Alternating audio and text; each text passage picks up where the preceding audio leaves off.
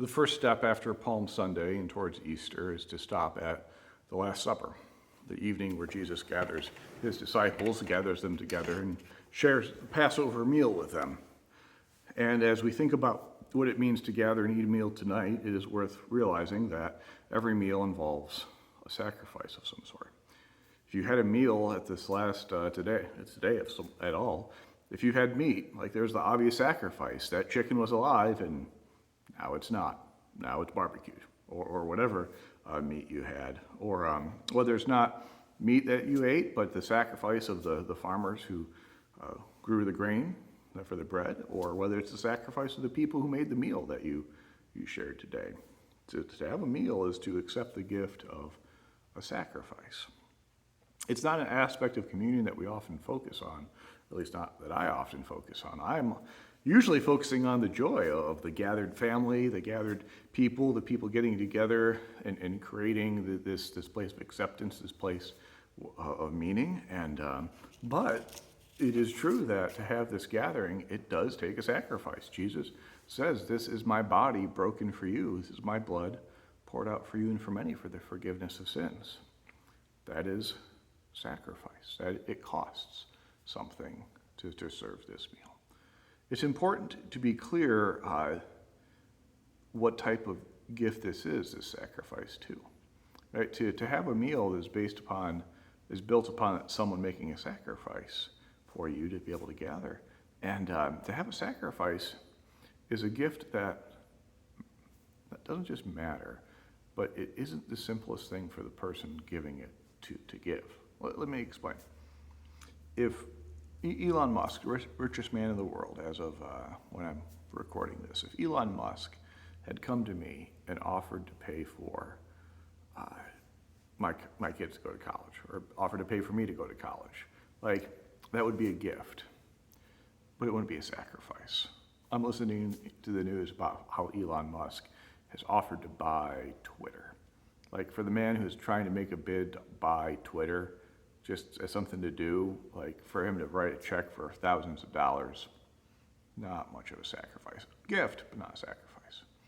Whereas going back to when I went to college, I went to Truman State, which this week got its annual award for best value in Missouri. So it's a good value to go to pay the money to go to Truman. Yet it still does cost a chunk of money.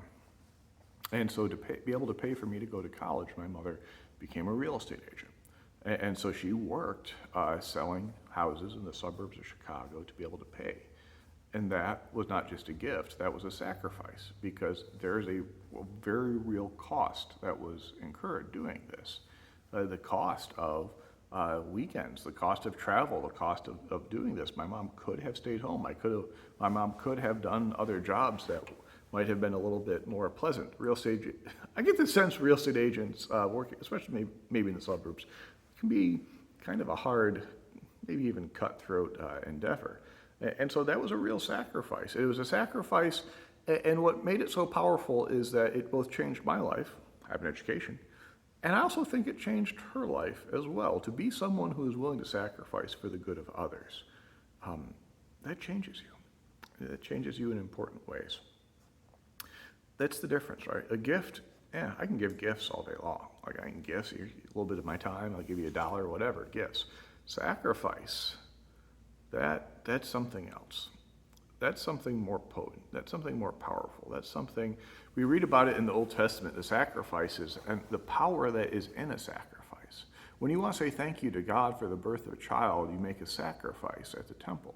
And the sacrifice you offer depends upon your means. If you're not a person of great means, you offer a bird. If you're a person of greater means, you offer a lamb or a calf, and those are worth more. But if you look at, as you change how much you're making, how much you're worth, that changes what is a sacrifice for you. If the person who can afford to offer a calf instead offers the bird, then that's not a sacrifice, that's a gift, right?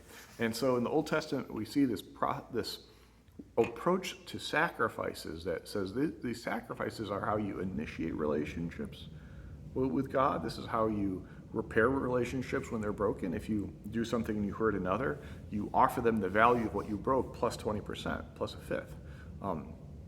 as this way to repair what is broken. And you think of another sacrifice given was the first fruits. If you think of having gone months and months and months without eating fresh fruit, and then you grow fruit in the spring into the fall, and you spring, summer, fall, and you take the first fruit off of the tree, and you're ready to bite into it for the first time in months, and you instead take and you go and offer it to God. That's a sacrifice, right? And so sacrifice is how you build and maintain and repair relationships. What we see in our lives, in the way that sacrifice is, then also in the way that sacrifice is described and practiced in the Jewish practices, is that a sacrifice changes what's possible. It changes what's going to happen. It changes both the giver and the receiver. The one who receives has received something that will change their lives. The person who gives has changed their character, has changed who they are as a person. They've changed to be more gracious and more giving. And what is interesting about the way the sacrifices work is they become clarifying about what matters. What are you willing to sacrifice more? What are you willing to give for in a way that actually really matters and costs something? Right? I can give to a lot of people. I can only sacrifice to a few. In looking at who we sacrifice for, that makes it really clear who is it that we love. Like, not just who do we like, but who is it that we love. Which brings us to communion. When we gather for communion, communion is the meal that is made possible by the sacrifice of Jesus.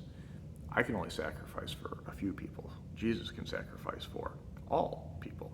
This is my body broken for you, all of you.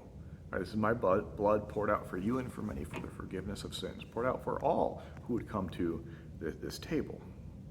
At this table, as we receive the sacrifice that we are offered, we find that our lives are changed. We find a family. We find a foretaste of the feast to come. We experience that we are welcome. The Spirit moves and people begin to change. And so I just want to be able to point that out tonight. That when you come to a meal, it's made possible by sacrifice. When you come to this meal, it's made possible by the sacrifice of Jesus. And that inasmuch as we are following him, we are invited to learn to sacrifice in the same way. And so for all the ways that you have sacrificed for the good of others previously, thank you. You have changed other people's lives for the better, and it was worth it.